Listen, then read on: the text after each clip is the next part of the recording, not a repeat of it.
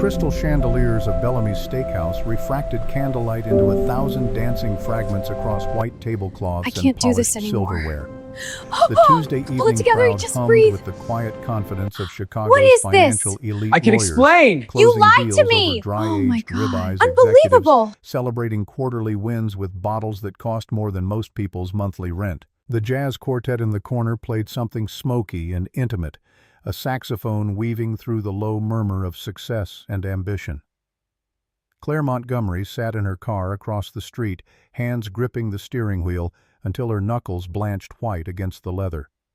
Through the restaurant's floor-to-ceiling windows, she could see her husband of 10 years leaning across a corner booth, his hand covering the delicate fingers of a woman who was decidedly not his wife. The blonde younger sharper dressed in something that probably cost what Claire spent on groceries in 3 months threw her head back in laughter at something Nathan said. Even from this distance, even through glass and ambient streetlight, Claire recognized the intimacy in the gesture. The way Nathan's thumb traced circles on the woman's palm, the way he leaned in close enough that their foreheads nearly touched. Her phone buzzed in the cup holder. A notification from their joint credit card app. Charge $423.67 at Bellamy's Steakhouse, 8:47 p.m. She stared at the screen, the blue glow illuminating tear tracks she hadn't realized were there. At home, the kitchen table was still set for two. Homemade pasta with wild mushrooms. Nathan's favorite, the recipe she'd spent years perfecting. Candles burned down to stubs. A bottle of Barolo breathing beside empty wine glasses. March 15th, their 10th anniversary. He'd texted at 6:30 emergency client meeting. Don't wait up. She watched him feed the blonde a piece of chocolate mousse with the same fork, an act of such casual intimacy it felt like a physical blow. The woman's lips closed around the silver, and Nathan's smile was everything Claire hadn't seen directed at her in 3 years. Maybe longer. She couldn't remember the last time he'd looked at her with anything other than distraction or mild irritation. The jewelry box came out at 8:52 p.m. Even through the window, Claire recognized the Tiffany blue. The blonde's squeal was visible in the arch of her spine, the hand flying to her mouth. Nathan slipped something, a bracelet gleaming even in the dim restaurant light, onto her wrist. The blonde kissed him. Not a peck. A real kiss, the kind that belonged in private, the kind that said this wasn't new, wasn't tentative, wasn't the first time. Claire's vision blurred. She fumbled for her phone, opened the banking app with shaking fingers. There it was, February 14th. Tiffany & Company, Michigan Avenue, $3,247.89. She'd asked Nathan about the charge. He'd said it was a client gift, an important account they were courting, nothing to worry about. She'd believed him because believing was easier than the alternative, easier than acknowledging the sick feeling that had been growing in her stomach for months. The drive home was automatic muscle memory guiding the Honda Accord through streets she'd navigated for a decade. The house, a modest 2-story colonial in Oak Park 40 minutes west of downtown, sat dark except for the porch light she'd left on. Inside, the pasta had congealed on the plates. The candles had burned out, leaving trails of hardened wax down the candlesticks her grandmother had given them as a wedding gift. Claire stood in the doorway of the kitchen and felt something crack open inside her chest, something that had been building pressure for so long she'd stopped noticing the weight. She dumped the ruined dinner into the trash, washed the dishes with methodical precision, blew out the dead candles. The Barolo went back in the wine rack. She moved through the familiar motions while her mind spun in tighter and tighter circles. How long had this been going on? Who was she? Someone from work. The sick feeling crystallized into certainty. Of course it was someone from work. Nathan was VP of Marketing at Whitmore & Partners, the boutique advertising firm where Claire's father Richard had facilitated his promotion 6 years ago. Nathan spent 60 hours a week at that office. Where else would he have met her? The iPad sat on the kitchen counter where Nathan always left it perpetually unlocked because he claimed he had nothing to hide. Claire's hands moved before her conscious mind caught up. Messages app.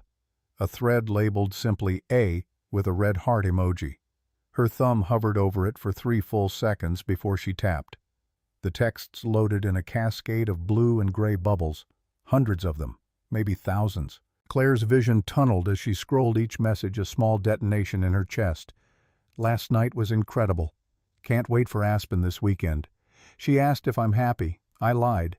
You make me happier than she ever could. She's making pasta tonight for anniversary. So pathetic. I told her client emergency. She believed it. She always believes everything. Bought you something special. Wear it tonight. I want to see it on you and nothing else. The bracelet photo. The blonde Amber. The texts called her Amber, posing in a mirror. The Tiffany bracelet catching light, wearing nothing but expensive lingerie. Claire's stomach heaved.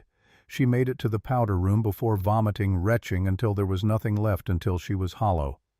She sat on the cold tile floor back against the wall, iPad still clutched in her hands. The texts kept coming, kept existing, an archive of betrayal so extensive it had its own momentum. She didn't hear Nathan come home. Didn't register the garage door opening, the sound of his Audi in the driveway.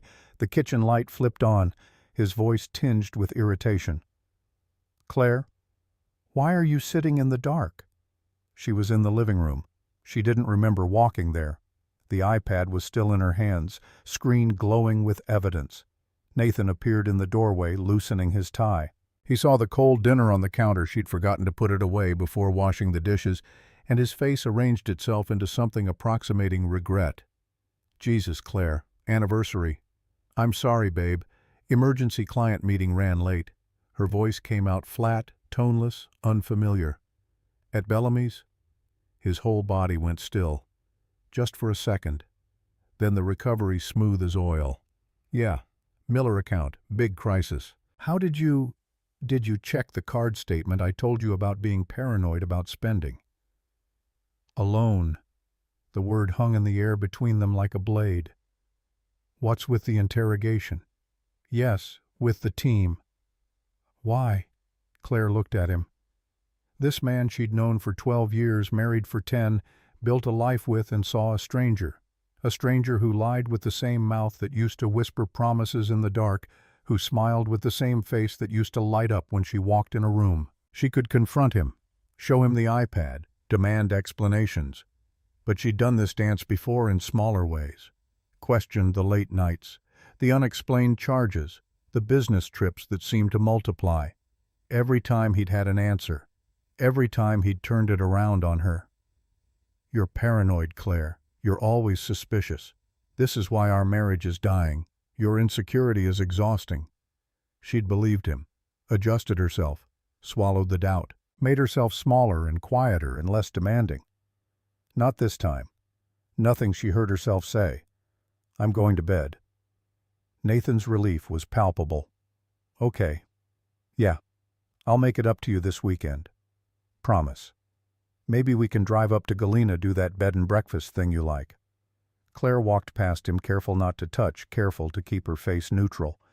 In the bedroom, she waited until she heard the shower running before she moved, opened her laptop, created a new email account under a name Nathan would never guess, forwarded every screenshot she'd taken from the iPad, logged out, cleared the browser history, lay in bed staring at the ceiling while Nathan showered away the evidence of his evening, humming something under his breath.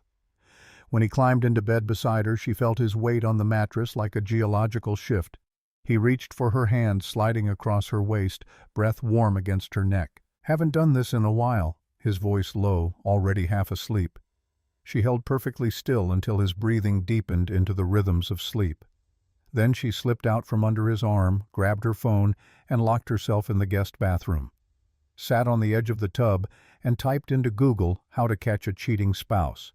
The results were endless.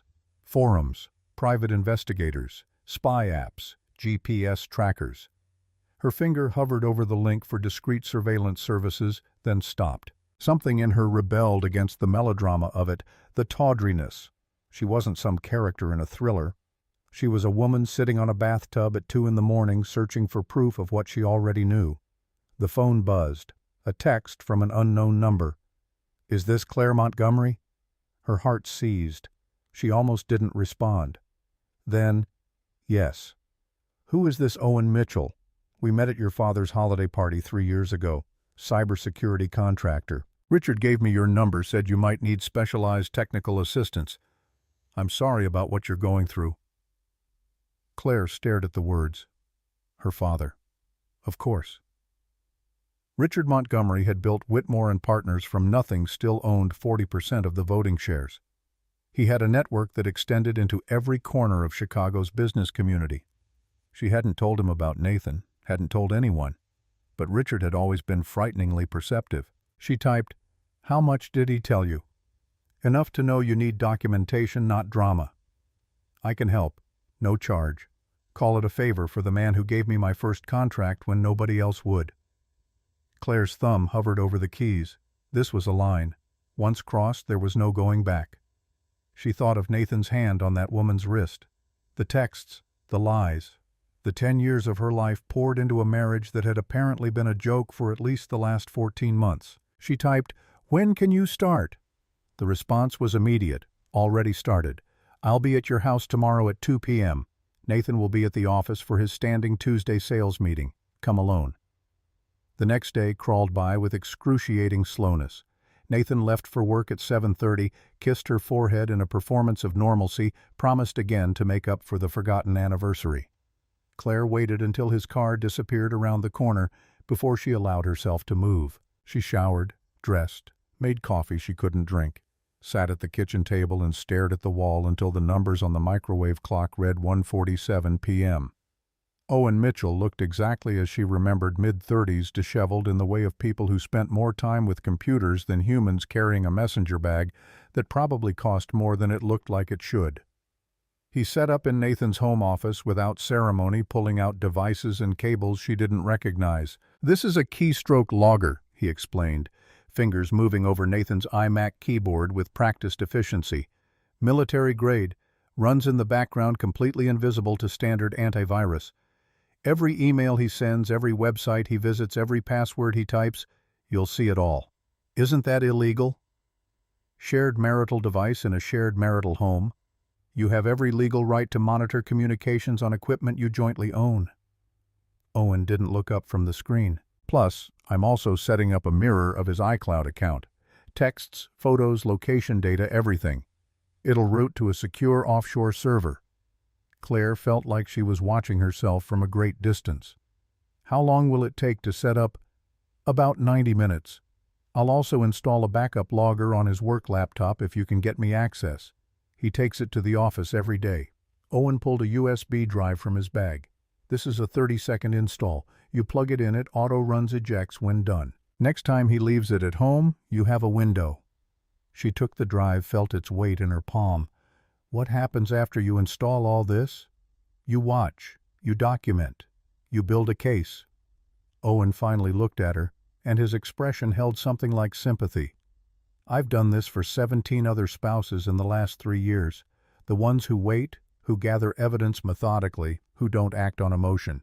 They're the ones who walk away with everything. The ones who confront too early lose half their leverage."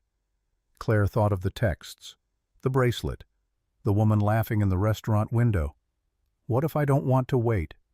Then you'll end up with a 50-50 split of assets, shared custody, if there are kids, and a husband who gets to paint you as the hysterical wife who couldn't handle his success." Owen's voice was clinical, matter-of-fact. "Or you can be patient, document everything, wait for the right moment, and make sure when you strike, he has nothing left to stand on." She watched him work, installing software she didn't understand, creating pathways for information to flow from Nathan's devices to servers registered under a Delaware LLC Owen had already set up. He'd named it Icarus Holdings, he told her, the boy who flew too close to the sun. By the time Owen packed up his equipment and left, it was 3:42 p.m. Nathan wouldn't be home for hours. Claire walked through the house she'd lived in for 8 years and felt like a stranger in her own life. The furniture she'd picked out, the paint colors she'd chosen, the garden she'd planted in the backyard, now dormant under March frost. All of it felt like a stage-set props in a play she hadn't realized she was performing. Her phone buzzed with the first notification from Owen's system at 4:16 p.m. A text from Nathan's phone to a meeting ran long. "Can't wait to see you tonight. Wear the bracelet." The response came 30 seconds later. already wearing it. And nothing else. Your place or mine. Nathan mine. Claire's got book club tonight. Won't be home till 10. Claire looked at the kitchen calendar. Tuesday. Book club was penciled in at 7 p.m. had been for 3 months the second Tuesday of every month. She'd mentioned it to Nathan over breakfast, reminded him she'd be out. He'd nodded absently, said something about working late anyway. She called her friend Jennifer, who hosted the book club. "Jen, I'm so sorry, I can't make it tonight. Migraine." Jennifer's concern was immediate. "Oh no. Do you need anything? Should I come over?" No, I just need to sleep it off. See you next month." She parked 3 blocks from their house at 6:45 p.m., watched Nathan's Audi pull into the garage at 7:03, watched the blonde Amber arrive in a silver BMW at 7:18, let herself in through the front door with a confidence that suggested this wasn't her first time. The lights in the master bedroom came on at 7:24, went off at 7:31. Claire sat in her car until 9:47 p.m., hands wrapped around a travel mug of coffee that had gone cold hours ago. She watched Amber leave at 9:52, adjusting her dress, running fingers through mussed hair. Watched Nathan walk her to the door, kiss her one more time in the glow of the porch light, watched her drive away. She waited another 30 minutes before driving home. Found Nathan on the couch in sweatpants, ESPN playing on the TV, a beer sweating on the coffee table. "Hey, babe, how was book club?" "Good," she said. "We talked about the new Celeste Ng." Nathan made a non-committal sound eyes on the screen. "I'm beat. Crazy day. You mind if we just crash?" "That's fine." In bed later, after Nathan's breathing had settled into sleep, Claire lay awake and stared at the ceiling. The notification system Owen had set up pinged quietly on her phone every few minutes. Texts, emails, calendar invites for trips labeled as client meetings, a paper trail building itself in real time. The pattern revealed itself over the next 6 weeks. Tuesday and Thursday evenings always when Claire had standing plans or Nathan claimed to work late. Weekend trips to properties labeled as sales conferences. The Whitmore and Partners calendar showed no such conferences. Corporate credit card charges at restaurants and hotels, amounts that should have triggered expense report audits, but apparently never had. Nathan was using company money to fund the affair, billing it as client entertainment, and nobody was checking. Or somebody was checking and didn't care.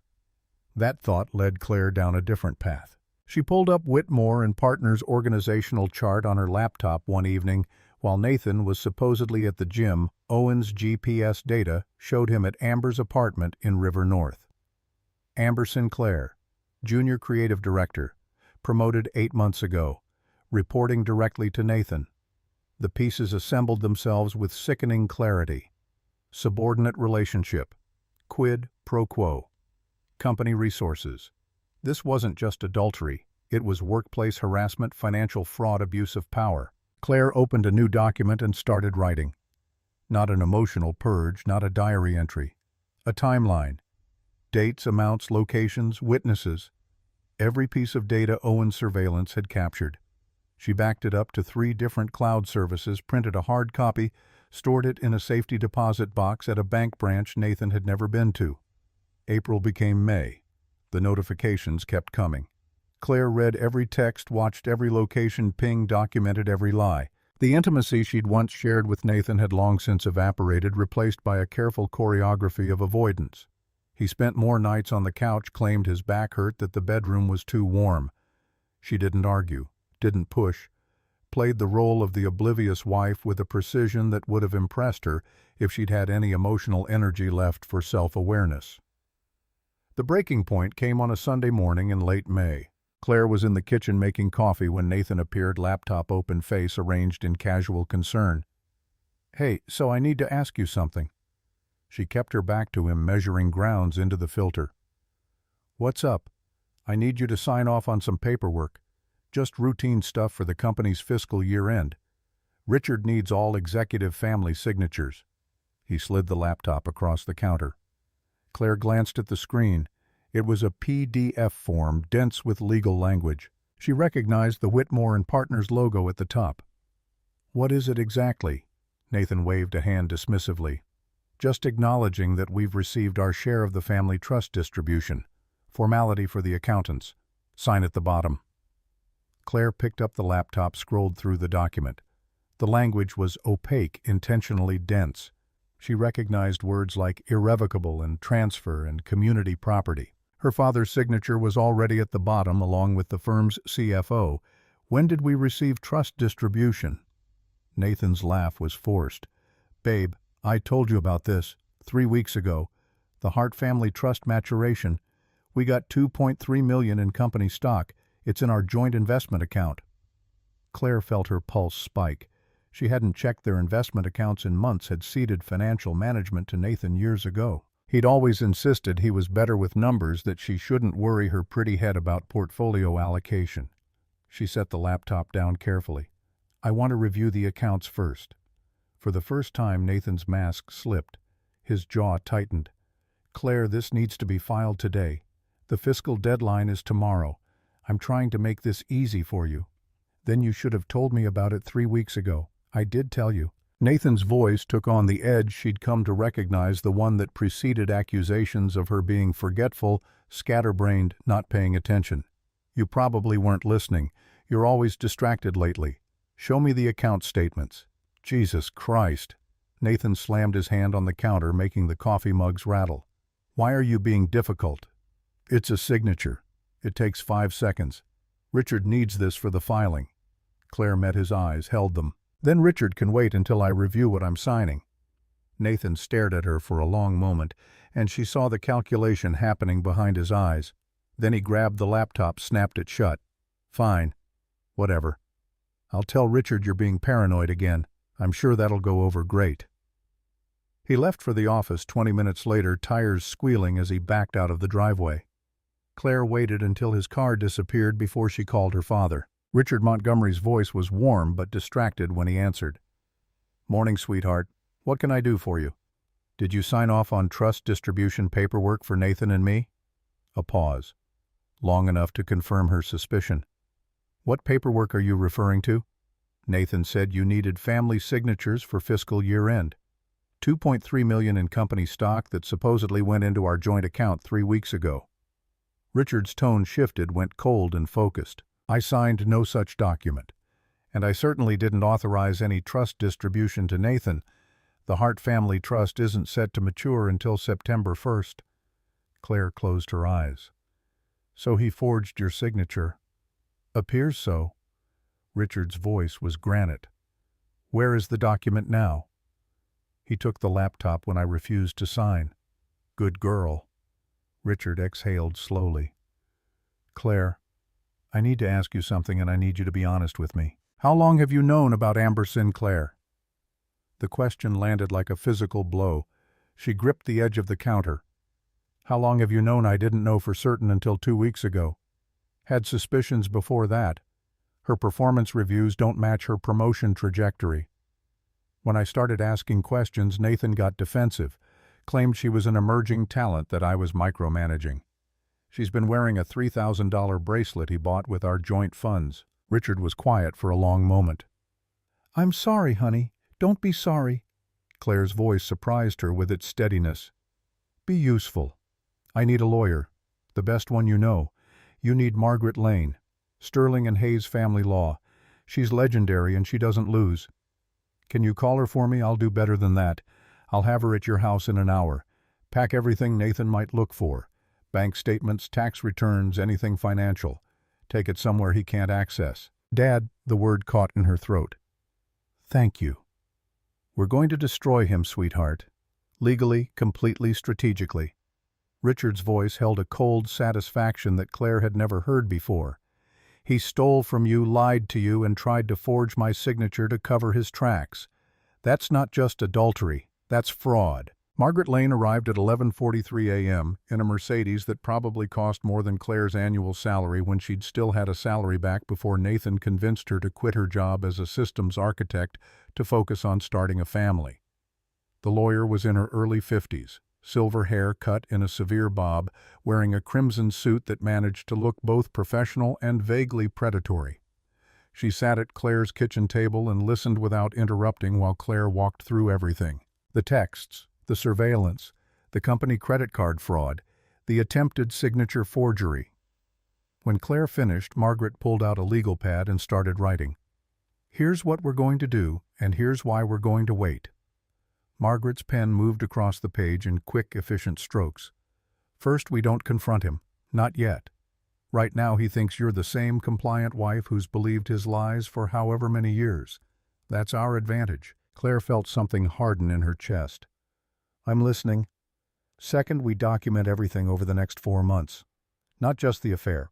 Every financial transaction, every company resource he's misused, every false expense report. We build a case that goes beyond adultery into financial fraud and workplace harassment." Why 4 months? Because the Hart Family Trust actually does mature on September 1st. That's $2.3 million in stock that will vest into your joint accounts. If we file for divorce before then, he walks away with half of your current savings and nothing more. If we wait until after vesting, that money becomes marital property. Then we trigger the clawback. Claire leaned forward. "What clawback?"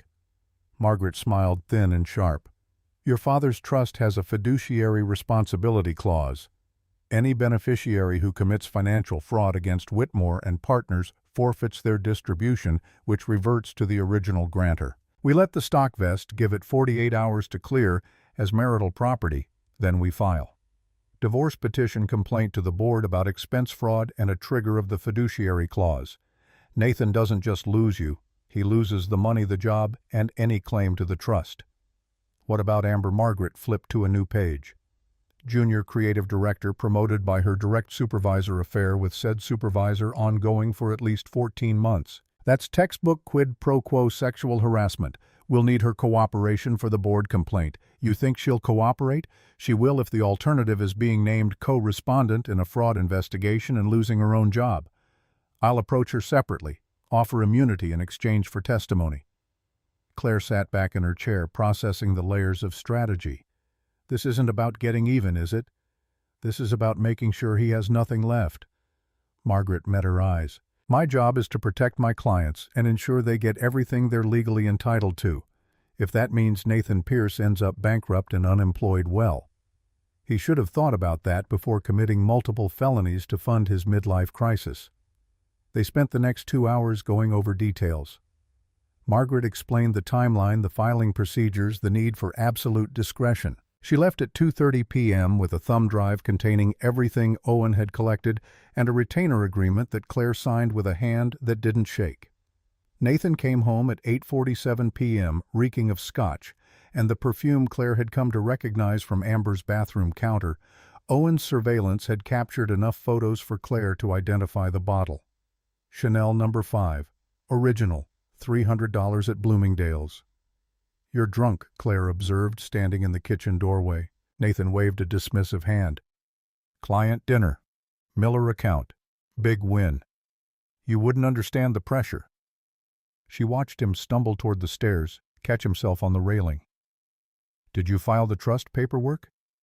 He looked back at her, eyes unfocused. "What?" "The paperwork you needed my signature on this morning." "Oh. Yeah.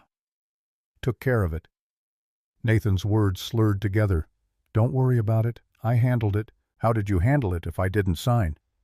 But Nathan was already climbing the stairs, one hand on the wall for balance.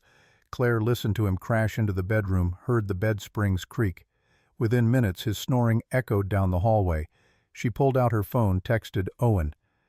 "He claims he filed the trust paperwork without my signature. Can you verify?" The response came 3 minutes later. "Checking now. Will advise." Then she texted Margaret. "He forged my signature. Document is in play." Margaret's reply was immediate. "Perfect. That's felony fraud. Keep acting normal. 4 more months." Claire walked through the dark house, turning off lights Nathan had left on, picking up the jacket he'd dropped on the floor, playing the role she'd perfected over 10 years of marriage. The dutiful wife, the invisible support system, the woman who asked no questions and caused no trouble.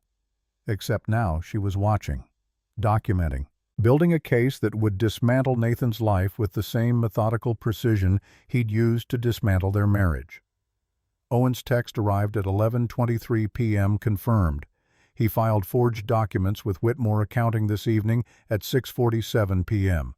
Your signature on 3 separate forms. Forwarding copies to Margaret.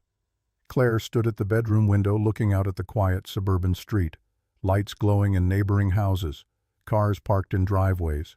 The ordinary geometry of normal lives. From outside, their house probably looked the same. Happy couple. Successful husband. Supportive wife.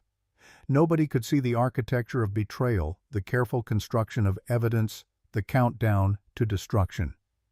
She pulled out her laptop, opened the document where she'd been tracking everything, and added the forgery to the timeline.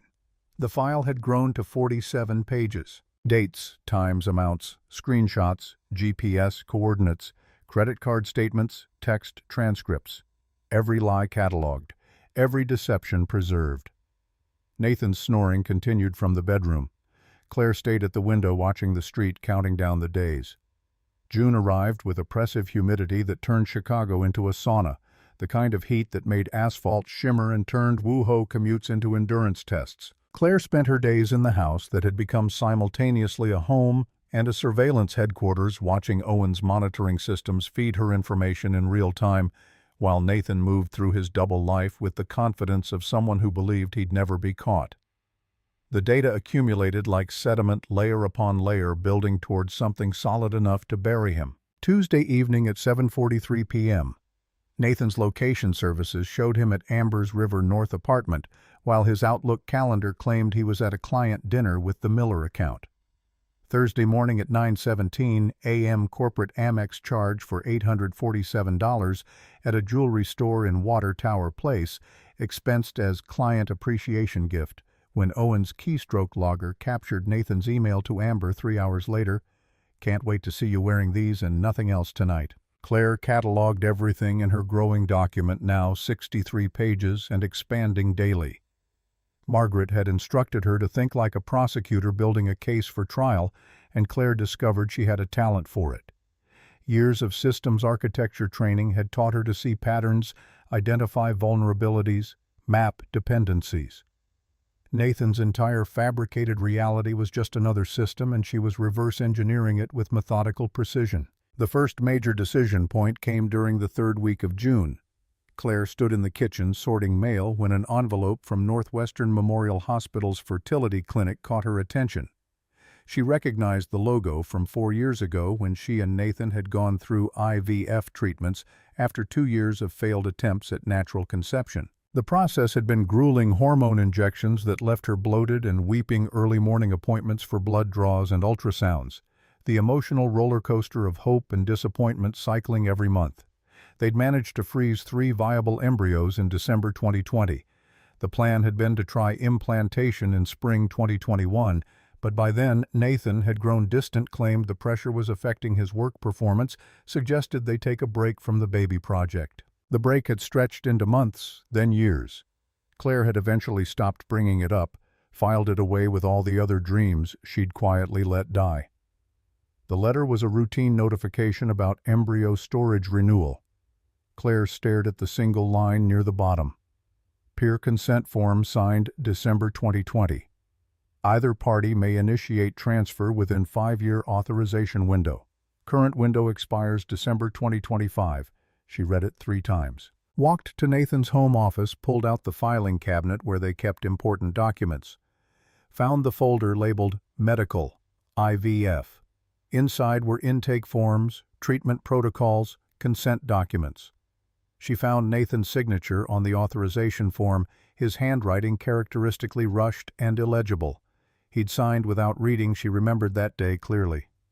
Yeah, whatever. Just sign me up. I have a client call in 10 minutes. Claire carried the folder back to the kitchen table, pulled out her phone and called Dr. Patterson's office at the fertility clinic. The receptionist transferred her after minimal hold time. Dr. Patterson's voice was warm with recognition. Claire, hello.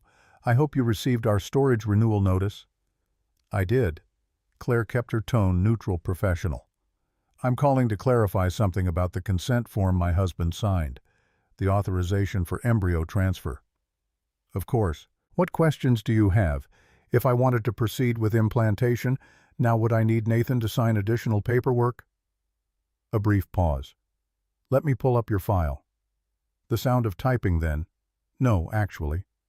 The consent form he signed in 2020 authorized either spouse to initiate transfer at their sole discretion within the 5-year window. It was designed to eliminate scheduling complications for busy couples.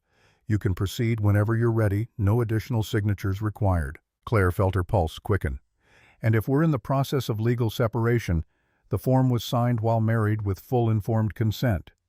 Unless it's been legally revoked, which would require court intervention, it remains valid. Dr. Patterson's tone shifted slightly. Claire, is everything all right? Everything's fine. I'm just considering my options. How quickly could we schedule a transfer if I decided to proceed? We'd need to start you on preparatory hormones to optimize uterine lining. Assuming everything looks good, we could do the transfer within 3 to 4 weeks. And success rates. You're 36 now, which is still well within optimal range. With 3 high-quality embryos, I'd estimate 60 to 70% chance of successful implantation with at least 1, higher if we transfer 2. Claire thanked her and ended the call. Sat at the kitchen table staring at the consent form, her mind racing through implications and consequences. This wasn't just about wanting a baby, though she'd spent years grieving the family she'd thought she'd have. This was strategic positioning. She called Margaret.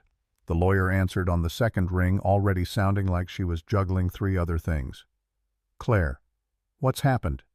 I have a question about Illinois family law. If I'm pregnant when we file for divorce, how does that affect asset division? Margaret went quiet for 3 seconds. Where are you in terms of pregnancy? I'm not. But I could be. I have frozen embryos from IVF we did 4 years ago, and Nathan signed a consent form that allows me to proceed without his additional approval. When Margaret spoke again, her voice held a new quality, something like admiration wrapped in calculation. You understand what you're suggesting. I understand that Illinois courts prioritize child welfare and stability, that a pregnant spouse typically receives primary residence to ensure the child has a stable environment, that child support obligations would be calculated based on Nathan's earning capacity, not his current unemployment once we're done with him. You've been doing your research. I've had a lot of time to think. Claire walked to the window, looked out at the empty street. 4 months ago, I would have said this was manipulation, using a pregnancy as a weapon. But Nathan signed that consent form. He agreed to let me make this decision, and I've always wanted to be a mother.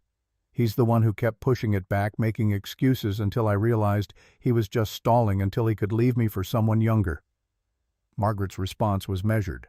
I need to be clear about something. This won't be seen as entrapment or coercion if challenged because the consent is documented and legally sound, but it will be painted as calculating, strategic.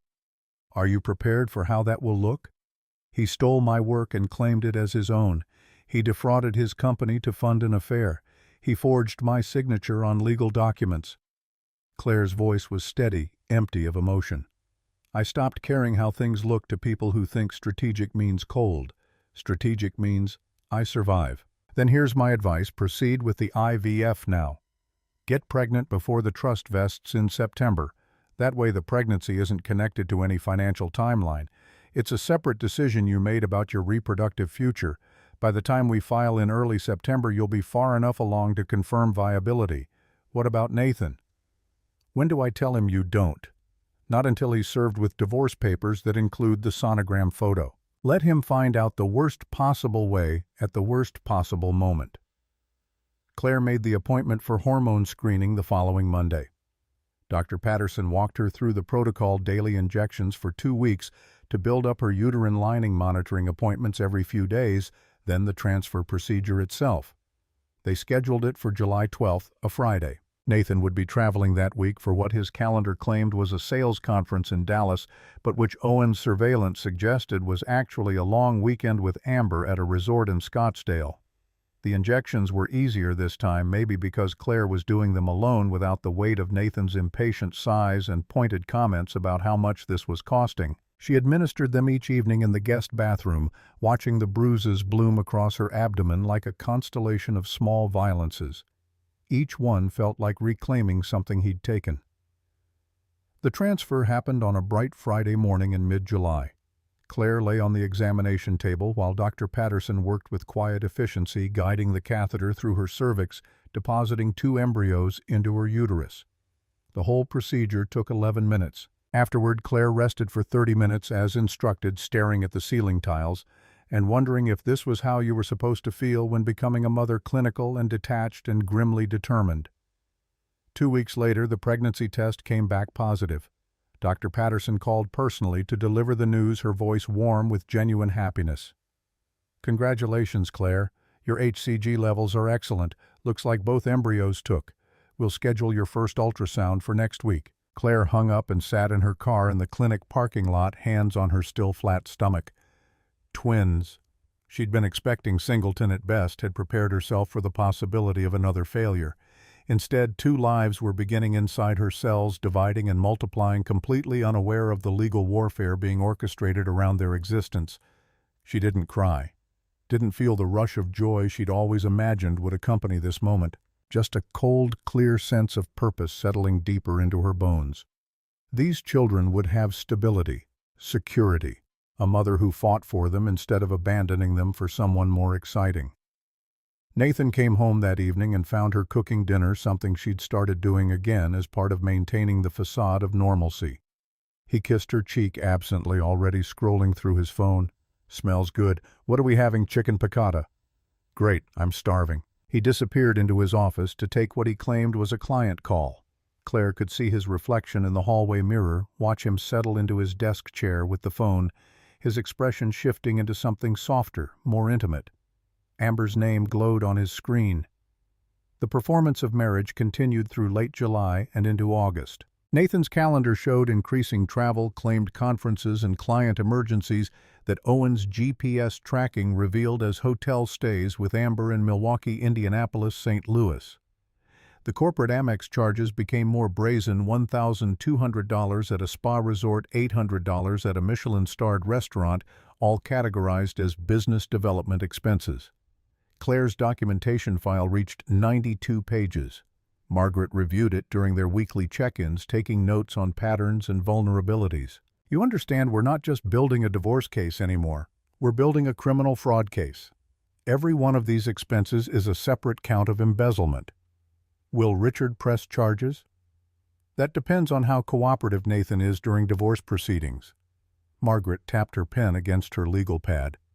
"But the threat of criminal prosecution gives us enormous leverage.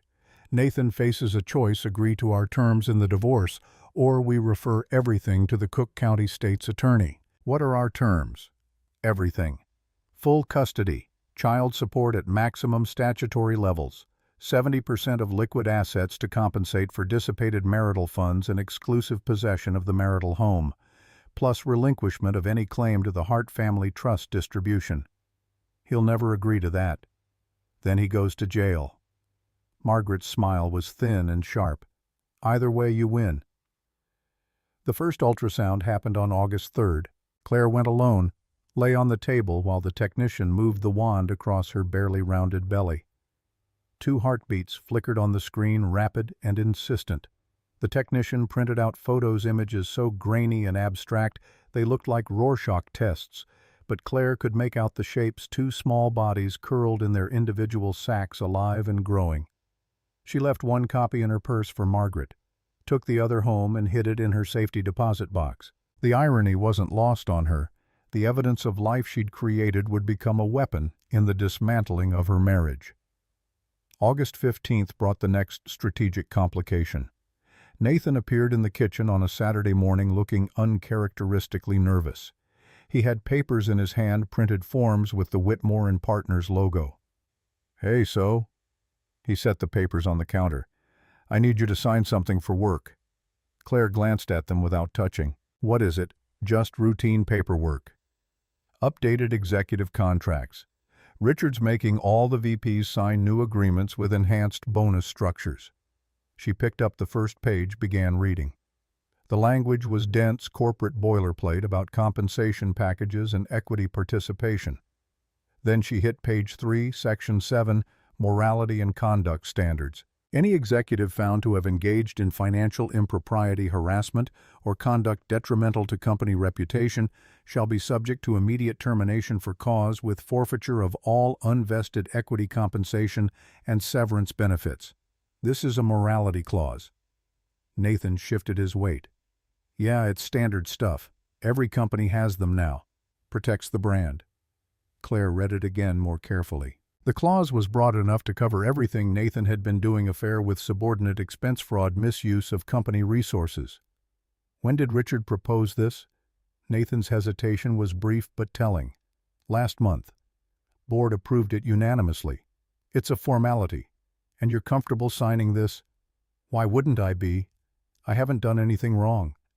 Nathan's voice took on the defensive edge she'd learned to recognize. Unless you think I have? Is that what this is about? Claire set the papers down.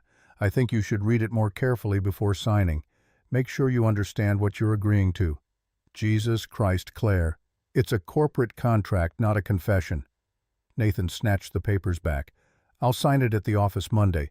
I don't need a lecture about reading fine print. He left for a supposed golf game. Owen's tracking would later show him at Amber's apartment, and Claire immediately called her father. Richard's satisfaction was audible through the phone. He signed it. Perfect. Wait, you actually did propose this? It's not fake. Oh, it's very real. I convinced the other board members it was prudent risk management given the current regulatory climate. They agreed enthusiastically.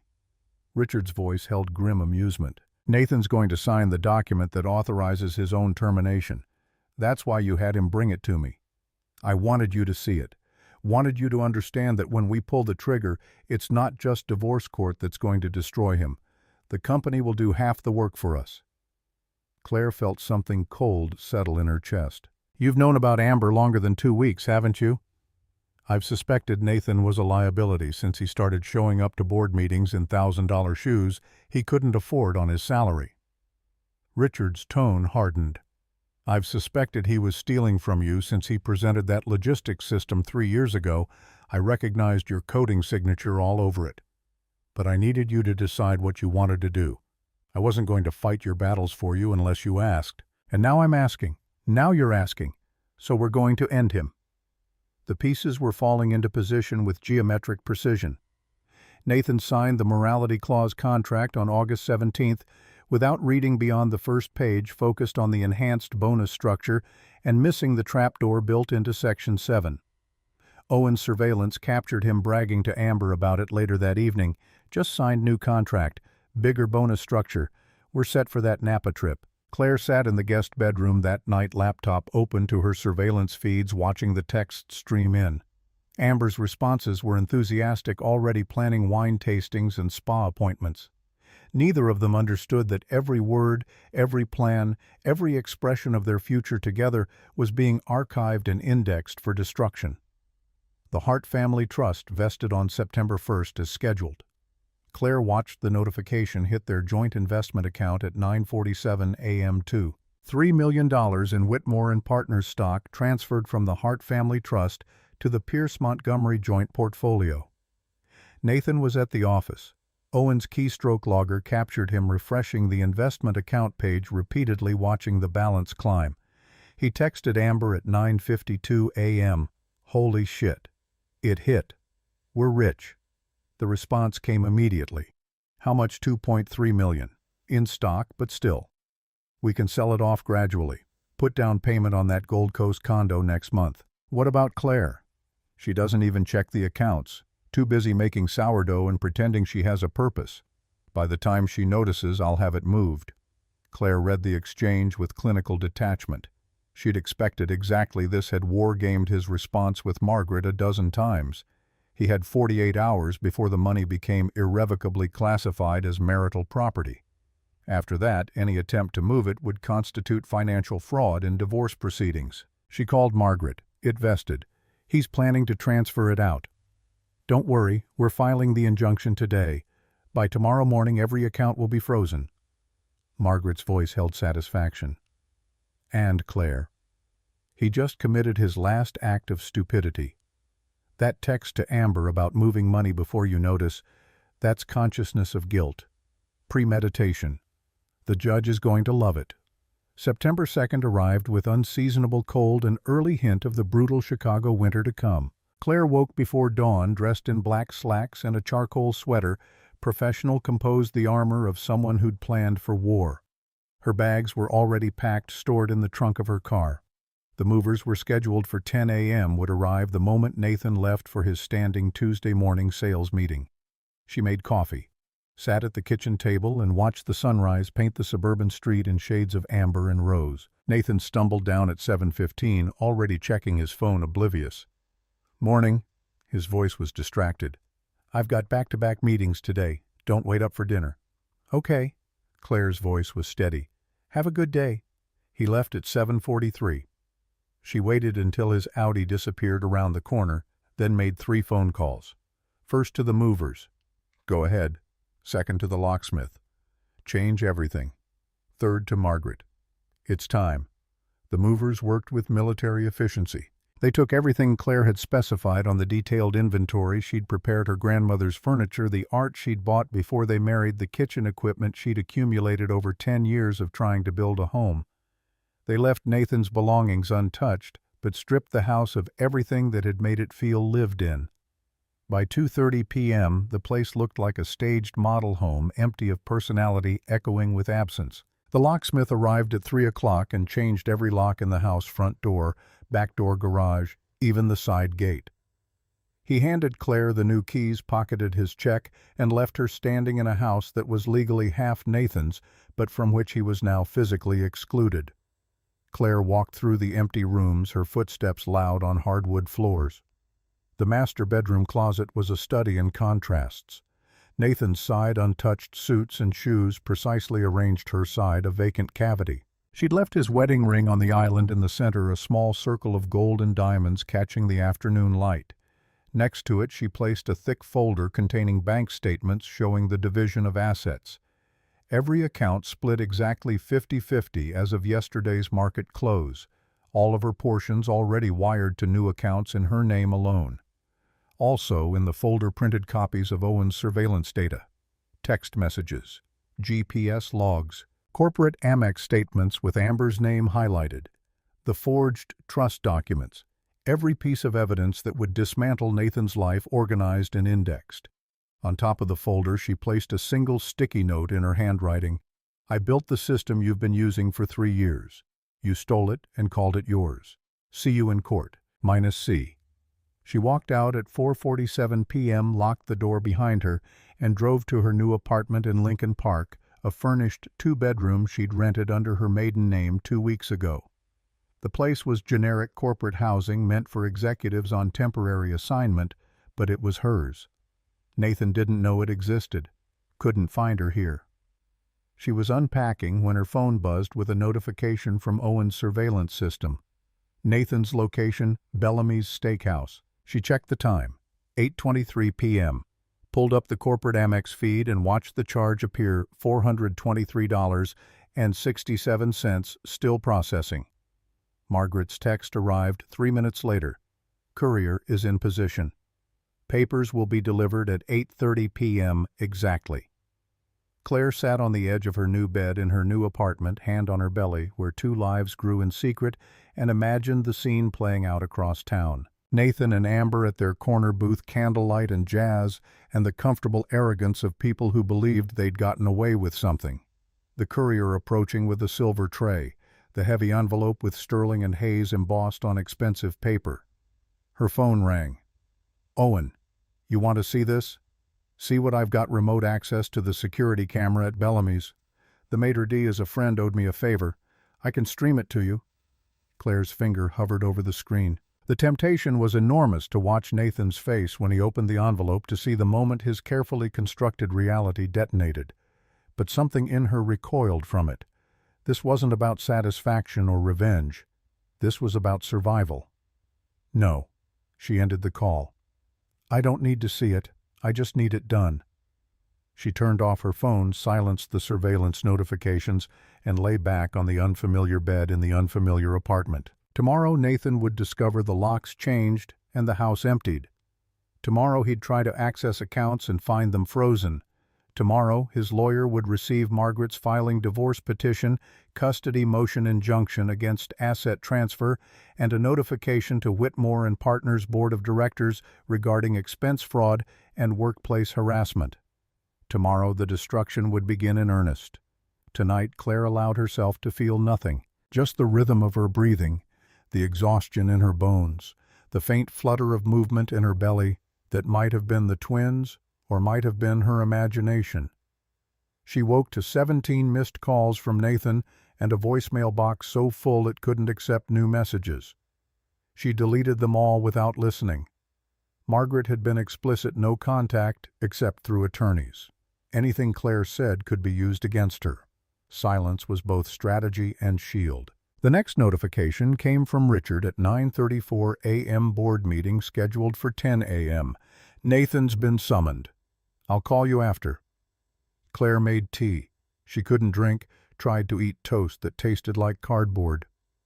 Paced her apartment while imagining the scene at Whitmore and Partners. Nathan walking into a boardroom expecting routine business. Finding Richard at the head of the table with HR and corporate counsel flanking him. Finding Amber there too pale and defensive. Richard's call came at 11:47 a.m. It's done. Terminated for cause. Security escorted him out. How did he react? Denial at first. Then anger. Tried to blame Amber, which is when she flipped. Margaret met with her yesterday, offered immunity for cooperation. Amber testified that Nathan coerced her into the affair, implied her promotion was conditional on sexual access. Was that true? Richard's voice held grim satisfaction. True enough that HR accepted it. And whether it's true or not, Nathan signed a contract saying he wouldn't engage in subordinate relationships. He violated his own agreement. What about the expense fraud? Corporate counsel is reviewing all his reports from the last 14 months. Early estimate is $28,000 in fraudulent charges. We're filing a formal complaint with our insurance carrier, which means they'll investigate for possible criminal referral. Claire closed her eyes. So he lost everything today. Job, income, reputation. He lost what he stole. Richard's voice softened slightly. How are you holding up? I'm pregnant. The silence on the line stretched for 5 full seconds. With Nathan's child, with our embryos from IVF, I initiated transfer in July. Claire waited for judgment for questions about timing and strategy. Instead, Richard's response was quiet. Good. You deserve to be a mother, and those babies deserve better than Nathan Pierce for a father. The divorce petition was officially served on September 5th.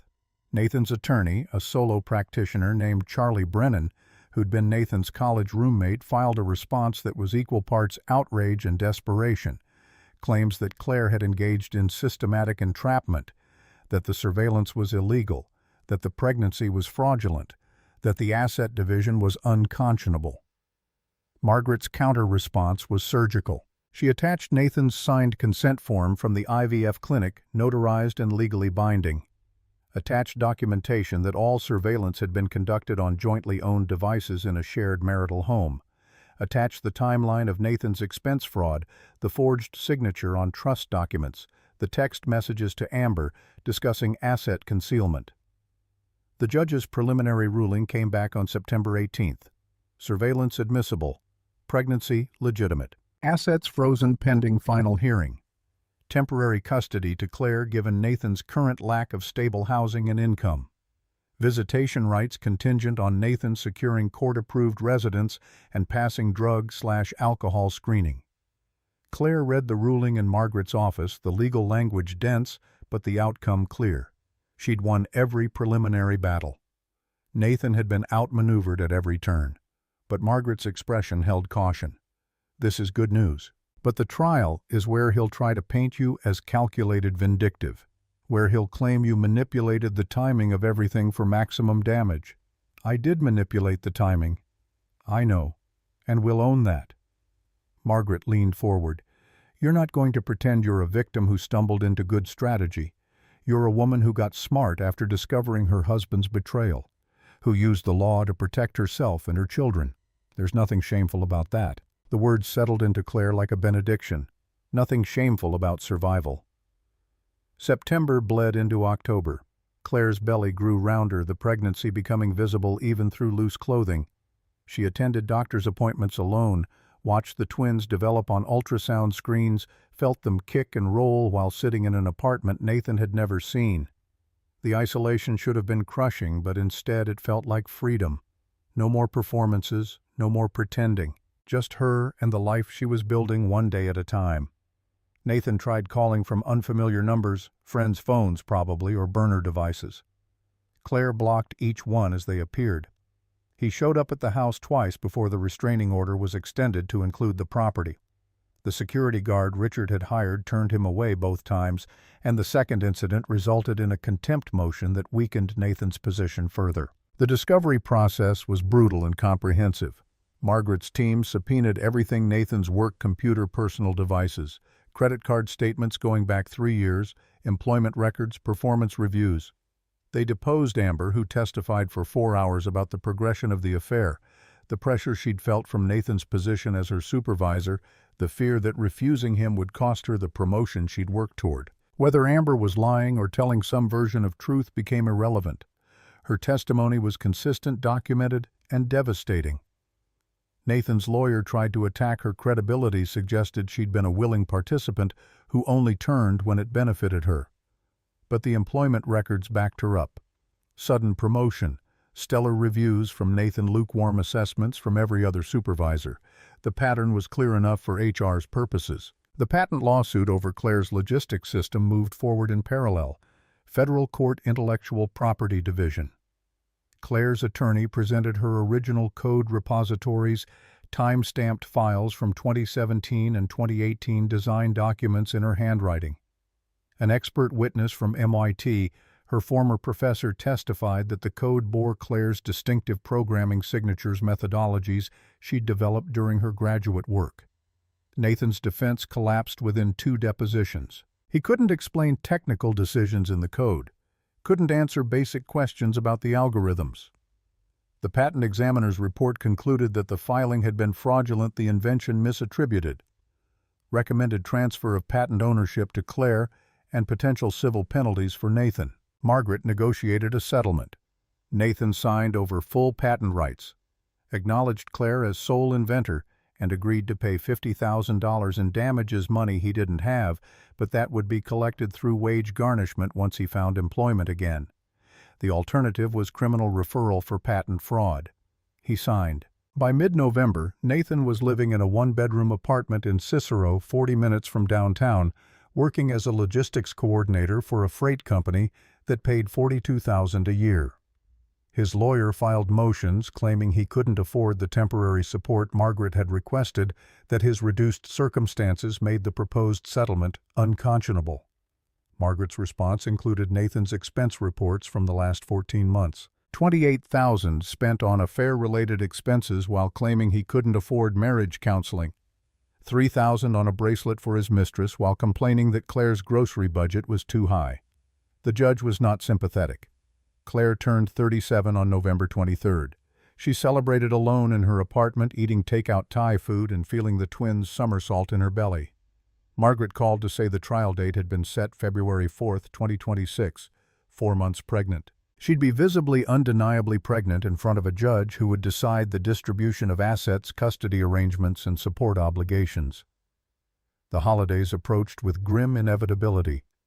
Claire spent Thanksgiving with her father at his penthouse in the Loop, the two of them eating catered turkey and watching football in companionable silence. Richard didn't ask how she was feeling, didn't offer platitudes about everything working out. He just sat beside her on the couch, his hand occasionally resting on her shoulder, solid and real. Christmas was harder. Claire had always loved the ritual of it, the tree selection, the decorating, the cookies she'd bake for neighbors. This year she bought a small pre-lit tree from Walgreens, plugged it in, and left it glowing in the corner of her living room like a concession to normalcy. She wrapped presents for the twins, even though they wouldn't be born for another 3 months. Tiny clothes and blankets and stuffed animals she couldn't help buying. On December 28th, her water broke. She was 7 months along. Too early, but not catastrophically so. She called 911, called Margaret, called her father in that order. The ambulance arrived within 6 minutes. She was in Northwestern Memorial's high-risk maternity ward, within 30 doctors and nurses swarming with controlled urgency. The labor lasted 14 hours. Claire gripped the hospital bed rails and breathed through contractions while her father sat in the corner silent and steady. The twins arrived at 3:47 a.m. on December 29th. Two girls, tiny and perfect, whisked immediately to the NICU for monitoring. Dr. Patterson appeared at 6 a.m., still in surgical scrubs. They're small but strong. Good APGAR scores. We'll keep them for observation, but I'm optimistic. Can I see them? Once you're stable. Rest first. Claire slept for 3 hours and woke to her father sitting beside the bed reading the Wall Street Journal. He looked up when her eyes opened. You did good, sweetheart. They're beautiful. Have you seen them? I have. They have your nose. Richard's voice held something Claire had never heard before, wonder maybe, or the beginning of grandfatherly love. What are you going to name them? Claire hadn't decided, had avoided thinking about names because naming felt like jinxing, like assuming they'd actually arrive healthy and whole. Now they were here, real breathing in plastic incubators 2 floors above her. Sophie and Emma. Good names. Strong names. Richard folded his newspaper. Nathan doesn't know yet. Good. Claire's voice was firm. He'll find out when the papers are amended to reflect live births instead of pregnancy. Not before. The NICU staff let her see the twins that afternoon. Claire sat in a wheelchair between 2 incubators, one hand on each warm plastic surface, and looked at her daughters through thick, transparent walls. They were impossibly small, hooked to monitors and IVs, their chests rising and falling with mechanical assistance. But they were alive. Fighting. Hers. She stayed in the hospital for 4 days. The twins remained in NICU for 3 weeks, gaining weight and strength before doctors cleared them for discharge. Claire brought them home to the Lincoln Park apartment on January 21st, 2 car seats installed by a service because she had no one else to help 2 babies who weighed barely 5 pounds each. The trial was 2 weeks away. The Cook County Family Court building squatted at 555 West Harrison like a monument to broken promises, all brutalist concrete and tinted windows that reflected the gray February sky back at itself. Claire arrived at 8:47 a.m. on the morning of February 4th. Margaret beside her in the back of a hired car, the twins with a professional nanny Richard had vetted and approved. She'd worn a tailored navy maternity dress Armani purchased specifically for today that made her look simultaneously professional and undeniably maternal. The pregnancy weight hadn't fully disappeared, and she'd chosen to emphasize rather than hide it. Let the judge see what Nathan had walked away from. The courthouse security line moved with bureaucratic slowness. Claire placed her purse on the conveyor belt, walked through the metal detector, collected her belongings on the other side. Margaret moved beside her with the efficient confidence of someone who'd walked these halls hundreds of times, guiding Claire toward the bank of elevators that would carry them to courtroom 4B on the 6th floor. Nathan was already there when they entered, sitting at the defense table beside Charlie Brennan. He'd lost weight. Claire noticed his suit hung loose on a frame that had shed maybe 20 pounds since September. Dark circles shadowed his eyes. His hair needed cutting. He looked like exactly what he was, a man whose life had been systematically dismantled over the course of 5 months. He glanced up when Claire entered, and something flickered across his face. Shock maybe at seeing her in person for the first time since she'd changed the locks, or recognition of how thoroughly he'd been outmaneuvered. His eyes dropped to her midsection, still rounded from the twin pregnancy, and his jaw tightened. Margaret guided Claire to the plaintiff's table without acknowledging Nathan's presence. They settled into their seats, Margaret opening her briefcase and extracting a 4-inch black binder that landed on the table with an audible thud. The evidence compilation. Every text message, every GPS coordinate, every fraudulent expense report organized and indexed for maximum impact. The bailiff entered at 9:02 a.m. All rise for the Honorable Judge Meredith Callahan. Claire stood feeling the residual ache in her abdomen from the C-section 6 weeks ago. The judge entered, a woman in her late 50s with steel gray hair pulled into a severe bun, black robes flowing behind her like wings. She'd been on the bench for 27 years, Margaret had told Claire, had a reputation for zero tolerance toward financial deception and a particular intolerance for men who used corporate resources to fund extramarital affairs. "Be seated." Judge Callahan's voice carried the gravelly authority of someone who'd heard every excuse and believed none of them. "We're here for final dissolution and asset division in Montgomery versus Pierce. I've reviewed the filings from both parties. Counselors, I'll hear opening statements, then we'll proceed to evidence presentation." Charlie Brennan stood first, tugging at his tie. "Your Honor, my client acknowledges that the marriage has broken down irretrievably. However, the petitioner's demands are grossly disproportionate to the circumstances. Mrs. Montgomery is requesting 70% of liquid assets, full custody of recently born children, exclusive possession of the marital home, and support payments that exceed my client's current earning capacity." Furthermore, Judge Callahan held up a hand. "Mr. Brennan, your client's current earning capacity is a function of his own misconduct, is it not?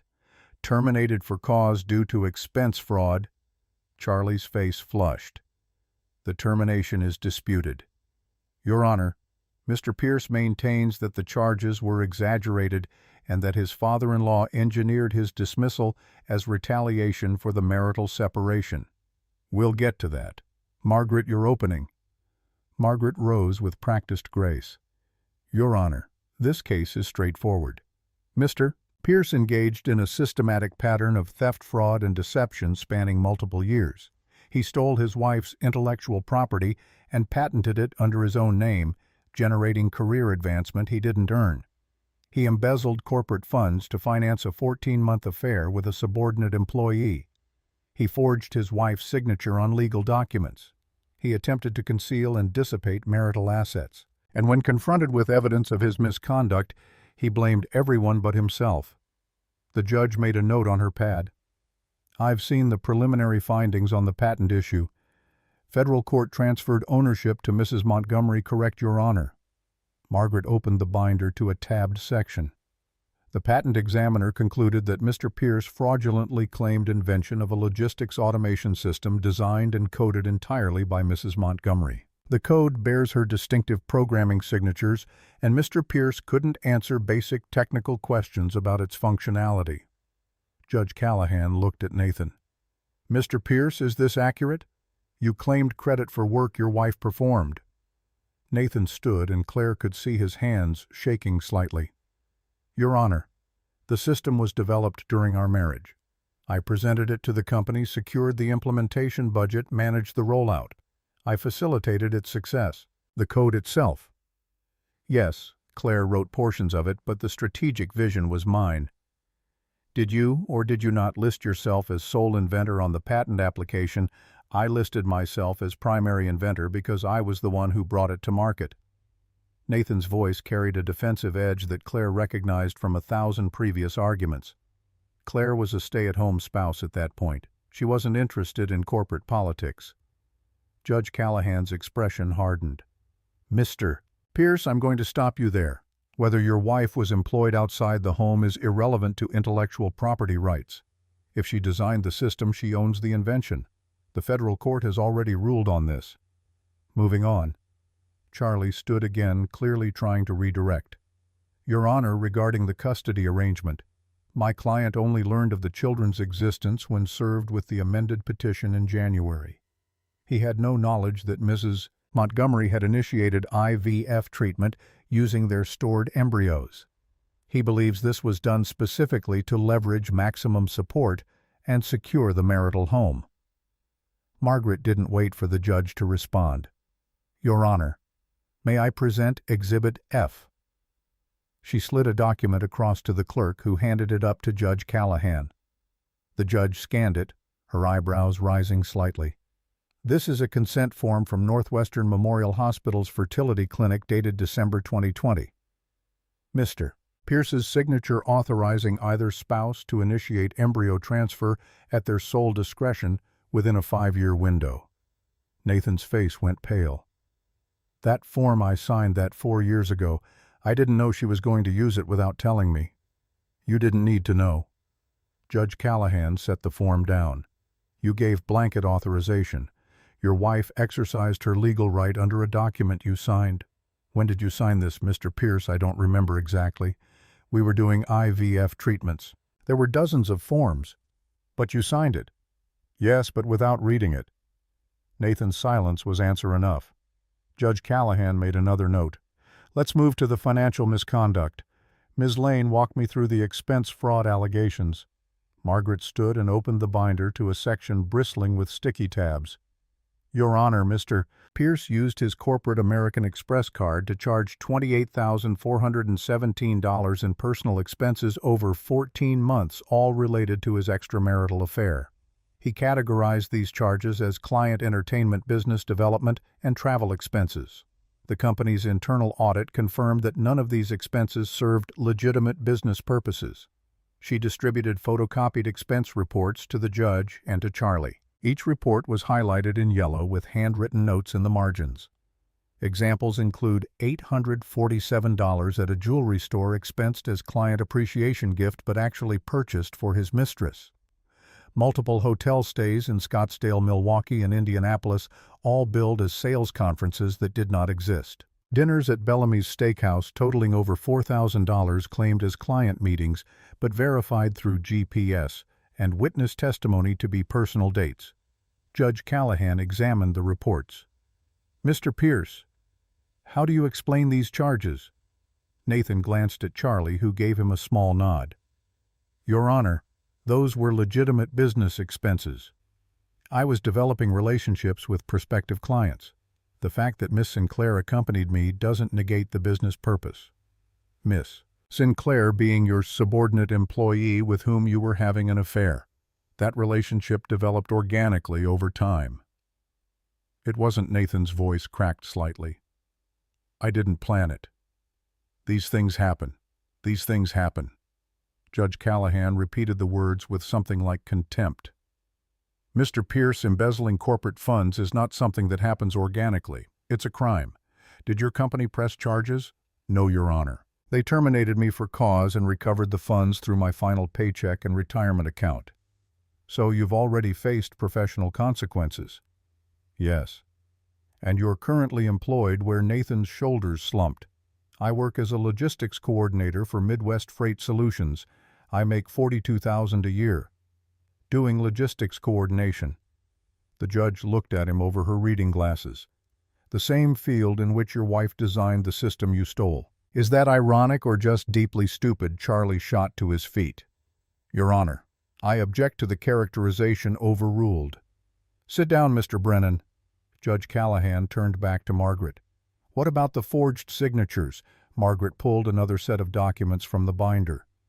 In June of last year, Mr. Pierce presented Mrs. Montgomery with documents purporting to be trust distribution paperwork requiring both spouses' signatures. When Mrs. Montgomery refused to sign without reviewing the terms, Mr. Pierce forged her signature and filed the documents with Whitmore and Partners' accounting department. She handed up copies of the forged documents, Claire's real signature on other forms for comparison.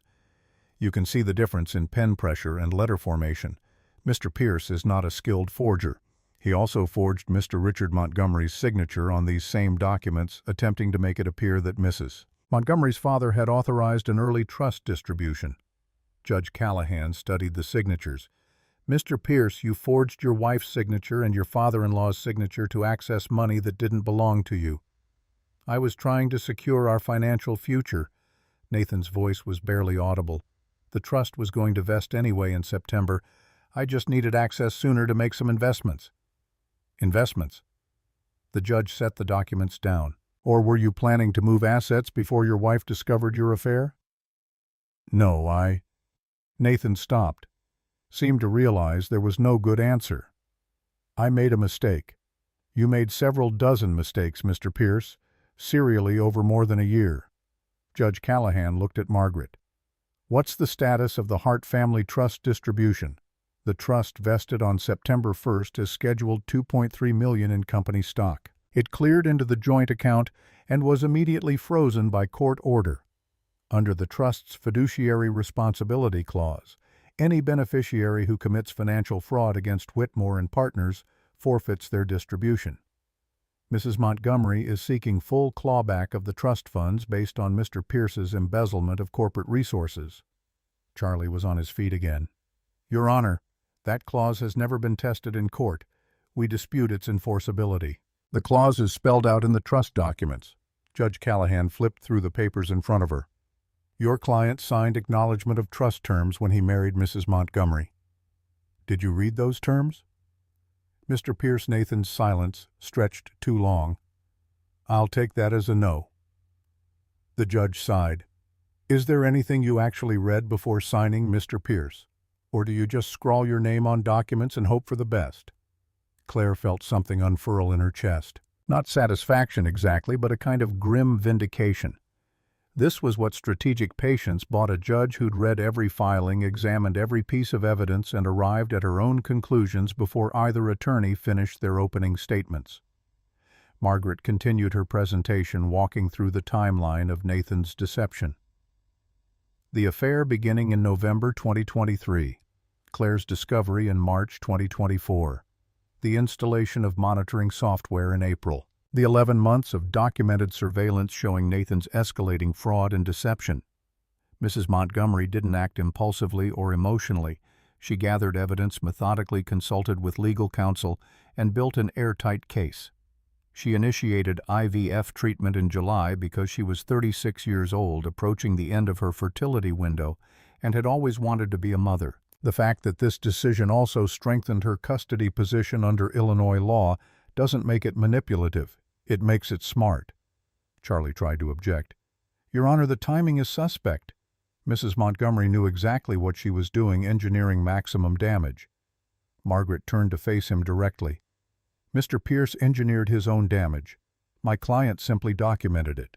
The judge called a 15-minute recess at 11:30. Claire followed Margaret into the hallway, found a bench near a window overlooking Harrison Street. 6 floors below, the city moved with its usual indifferent momentum, taxis and buses and pedestrians bundled against February cold. You're doing well. Margaret's voice was quiet. Stay composed on the stand. Charlie's going to try to paint you as vindictive. I was vindictive. No. Margaret turned to face her. You were thorough. There's a difference. Vindictive is slashing his tires. Thorough is documenting every fraudulent expense report. They reconvened at 11:47. Judge Callahan called Claire to the witness stand. She walked across the courtroom, feeling Nathan's eyes track her movement, took the oath with her hand on a Bible she didn't believe in but respected for its symbolic weight. Mrs. Montgomery, let's start at the beginning. Margaret's voice was calm, conversational. When did you first suspect your husband was having an affair? Claire kept her gaze steady on Margaret, refusing to look at Nathan. March 15th, 2024, our 10th wedding anniversary. I made dinner at home. Nathan said he had an emergency client meeting. I checked our credit card statement and saw a charge at Bellamy's Steakhouse. I drove there and saw him with another woman. What did you do? I went home. Waited for him to return, considered confronting him but decided against it. Why not confront him? Because I'd questioned him before about late nights and unexplained charges, and every time he made me feel like I was paranoid, crazy, too suspicious. I realized that if I confronted him without proof, he'd just deny it and gaslight me again. So you sought proof. I hired a cybersecurity expert to install monitoring software on our shared home computer and his phone. Everything was done legally on jointly owned devices in our marital home. What did the surveillance reveal? 14 months of communication with Amber Sinclair, including explicit discussions of their affair planning trips together, mocking me for being naive enough to believe his lies. It also revealed $28,000 in fraudulent expense reports, and his plan to move money from our joint accounts before I noticed. Margaret walked her through the timeline, the discovery of the patent theft, the realization that Nathan had built his entire career on work Claire had performed, the decision to wait until the trust vested before filing. Why wait? Why not file immediately? Because if I'd filed in March or April, Nathan would have walked away with half of our savings and nothing more. By waiting until September, the trust money became marital property. Then, when Nathan's expense fraud triggered the fiduciary clause, I could reclaim all of it. So you were strategic. I was protecting my future and my children's future. Claire's voice remained level. Nathan had spent years stealing from me, my work, my credit, my contributions to his success. I made sure that when I left, I took back what was mine. Margaret paused, letting that statement settle. Tell me about the IVF decision. Claire took a breath, felt the weight of the courtroom's attention. My husband and I tried to conceive naturally for 2 years. We did IVF in 2020 and managed to freeze 3 embryos. Nathan kept postponing the transfer, making excuses about work, stress, and timing. Eventually, I realized he was stalling because he'd already mentally left the marriage, but I still wanted to be a mother. I was 36, running out of time, so I initiated the transfer using the consent form he'd signed. Did you tell him no? Why not? Because it was my decision to make. He'd given me legal authorization 4 years earlier. I exercised that right. Even knowing it would complicate the divorce, it didn't complicate anything. It clarified priorities. Illinois courts prioritized child welfare. My daughters needed a stable home, financial security. I was ensuring they'd have both. Margaret let the silence stretch for a moment. Thank you, Mrs. Montgomery. No further questions. Charlie stood straightening his tie. He approached the witness stand with visible reluctance. Mrs. Montgomery, you've painted a picture of yourself as a victim. But you're not really a victim, are you? You're someone who orchestrated an 11-month campaign of surveillance and financial maneuvering to maximize damage to my client. I'm someone who protected herself from a husband who was stealing from me. You installed spyware on his devices, on our jointly owned devices, which I had every legal right to monitor. You waited 11 months to file for divorce specifically so the trust money would vest. I waited until I had comprehensive documentation and until the financial timing was advantageous. That's called planning. You got pregnant through IVF without telling your husband. I exercised my legal rights under a consent form he signed. If he'd read the document before signing, he would have understood what he was authorizing. Charlie's frustration was visible. You don't think there's anything manipulative about using pregnancy as leverage in divorce proceedings? Claire met his eyes directly. I think there's nothing manipulative about becoming a mother when you've wanted children for 6 years and your husband keeps making excuses. The fact that Illinois law protects pregnant mothers isn't manipulation, it's the legal system recognizing that children need stability. Charlie tried several more angles. Claire maintained her composure, answered each question with calm precision. She watched his strategy unravel in real time. Every attempt to paint her as calculating only reinforced that she'd been smart, strategic, one step ahead. Finally, Charlie gave up. No further questions. The judge called the lunch recess at 1:15. Claire ate a salad Margaret had ordered from a nearby deli, forced herself to consume calories even though her stomach was knotted with tension. They reviewed the afternoon strategy. Charlie would likely call Nathan to testify, try to generate sympathy. Margaret would shred him on cross-examination. Court resumed at 2:30. Charlie called Nathan to the stand. He took the oath, looking pale and diminished, a man who'd aged a decade in 5 months. Mr. Pierce, tell us about your relationship with Mrs. Montgomery. Charlie's voice attempted warmth. How did you meet? We met in 2012 at a tech industry mixer. She was a systems architect, brilliant with code. I was in marketing. We clicked immediately. And when did you get married? March 2014. We had a small ceremony, mostly family. Describe the marriage in those early years. It was good. We were building careers, supporting each other. Claire was amazing. She helped me prepare for presentations, wrote code for client pitches. We were a team. Claire felt Margaret tense beside her. Nathan was trying to reframe the theft as collaboration. When did things change? Around 2018. Claire became obsessed with having a baby. It was all she talked about. The pressure was intense, tracking ovulation, scheduled intimacy, constant doctor appointments. It stopped feeling like a marriage and started feeling like a fertility project. So you sought companionship elsewhere. I didn't plan to have an affair. Nathan's voice carried carefully rehearsed regret. Amber and I worked together. She understood the pressure I was under. Things developed gradually. Did you love her? I thought I did. Or maybe I just loved how she made me feel successful, valued, interesting. Not like a sperm donor whose only purpose was producing a baby. Claire's hands clenched in her lap. Margaret placed a warning hand on her arm. Mr. Pierce, did you embezzle corporate funds to finance this affair? I made poor decisions about expense reporting, but I genuinely believed those were legitimate business development activities. Amber was a junior director. Spending time with her was helping mentor a talented employee. Did you forge your wife's signature? I made an impulsive mistake because I was trying to secure our financial future. I should have waited, should have been patient, but I was stressed and not thinking clearly. Charlie walked Nathan through a carefully constructed narrative of a man who'd made mistakes under pressure, who'd been entrapped by a vengeful wife, who'd lost everything to a woman who'd weaponized the legal system. Then Margaret stood for cross-examination. Mr. Pierce, you testified that your wife was obsessed with having a baby. But you're the one who signed consent forms for IVF treatment, correct? Yes. Forms that authorized embryo creation and storage, yes. Forms that specifically stated either spouse could initiate transfer without additional consent from the other. I didn't read that part carefully. How many times did you sign medical documents without reading them? Nathan hesitated. I don't know. Would it surprise you to learn that there are 17 separate consent forms in your medical file, all with your signature, none of which you apparently read? I trusted the clinic. Or you just didn't care about the details. Margaret moved closer. Just like you didn't care about the details of the morality clause you signed in August.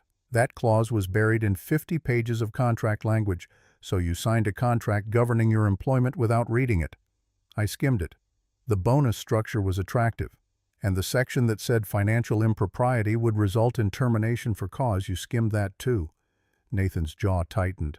I didn't think it applied to me. Because you didn't think you'd get caught. Because I didn't think expense reports constituted financial impropriety. Margaret picked up one of the reports. $800 at a jewelry store categorized as client appreciation. Who was the client? That was. Nathan faltered. It was a general gift. For your mistress. A bracelet from Tiffany which you gave to Amber Sinclair while your wife made pasta at home for your 10th wedding anniversary. The silence in the courtroom was absolute. Margaret pressed forward. You testified that you thought you loved Amber, or at least loved how she made you feel. Did you love your wife? Nathan's voice was barely audible.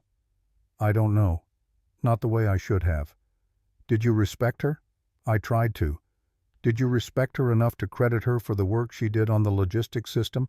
I facilitated the implementation. That's not what I asked. Did you respect her enough to list her as co-inventor on the patent? The company wanted a single point of contact. Did you respect her enough to not steal $28,000 from your employer to fund an affair?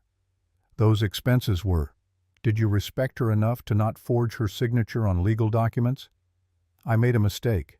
You made dozens of mistakes, Mr. Pierce. Margaret's voice cut like a blade. Serially, deliberately over more than a year. And the only thing you regret is getting caught. Nathan's face crumpled. I regret hurting Claire. I regret losing my family. You don't have a family. You have 2 daughters you've never met because you didn't know they existed until my client served you with amended divorce papers. You have an ex-wife who spent 11 months watching you betray her in real time and building the case that would destroy you. What you regret is losing your job, your income, your reputation. Nathan was openly crying now. I loved Claire. I got lost. You got greedy. Margaret returned to her table. No further questions. Charlie called Amber Sinclair as his final witness, a desperate attempt to rehabilitate Nathan's credibility. It backfired spectacularly. Amber took the stand in a conservative gray suit, blonde hair pulled back severely, makeup minimal. She looked like someone who'd received extensive coaching on how to appear sympathetic. Charlie started gently. Miss Sinclair, how did your relationship with Mr. Pierce begin? Amber's voice was quiet, carefully modulated. He was my supervisor. He started asking me to work late, help with presentations. At first it seemed professional. Then he started making comments about my appearance, suggesting we grab dinner to discuss projects. I felt uncomfortable but didn't know how to refuse. Did you feel coerced? Yes. He'd make comments about how my promotion was coming up for review, how he wanted to make sure I was demonstrating team player qualities. I interpreted that as if I didn't go along with his advances, I wouldn't get promoted. Claire watched the performance with clinical detachment. Whether Amber was lying or telling a version of truth, she'd convinced herself to believe the testimony was devastating for Nathan. Margaret's cross was surgical. Ms. Sinclair, you testified you felt coerced. But you also sent Mr. Pierce text messages planning romantic getaways, didn't you? Amber's composure flickered. I was trying to maintain the relationship he'd initiated.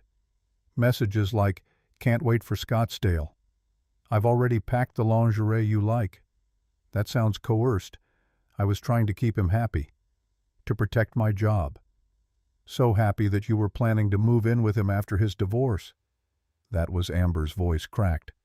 I was confused. I thought I had feelings for him. Until it became clear that cooperating with Mrs. Montgomery's attorneys would save your job. I'm telling the truth about how the relationship started. Maybe.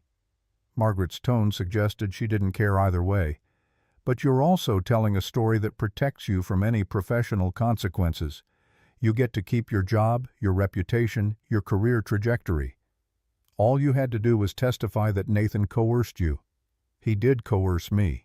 And yet you accepted a promotion. He facilitated expensive gifts. He purchased trips he paid for. At what point did the coercion start feeling like a consensual affair? Amber had no good answer. Judge Callahan dismissed her after 30 minutes, called a brief recess to review her notes. When court reconvened at 4:45, the judge's expression was granite. I've heard enough. I'm prepared to rule. Both attorneys remained seated. This won't take long. The courtroom went silent. Mr. Pierce, you are perhaps one of the most comprehensively foolish men I've encountered in 27 years on this bench. You stole intellectual property from your wife and claimed it as your own. You embezzled corporate funds to finance an extramarital affair. You forged signatures on legal documents. You signed contracts and consent forms without reading them, then claimed surprise when those documents had consequences. Nathan sat rigid, face ashen. Mrs. Montgomery, by contrast, exercised her legal rights with precision and strategic patience. She documented your misconduct, consulted with counsel, and built a case that gives me very little discretion in rendering judgment. The judge pulled out the decree she'd already prepared. The Oak Creek marital home is awarded exclusively to Mrs. Montgomery. Liquid marital assets will be divided 70-30 in favor of Mrs. Montgomery, reflecting the dissipation of funds through your fraudulent expenses.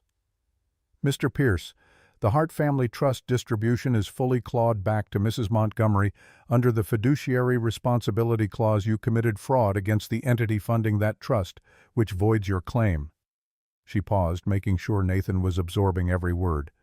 Full legal and physical custody of Sophie and Emma Montgomery is awarded to their mother. Mr. Pierce, you are granted supervised visitation every other Saturday contingent upon maintaining stable housing and employment. You will pay $4,500 monthly in combined child support and temporary spousal support.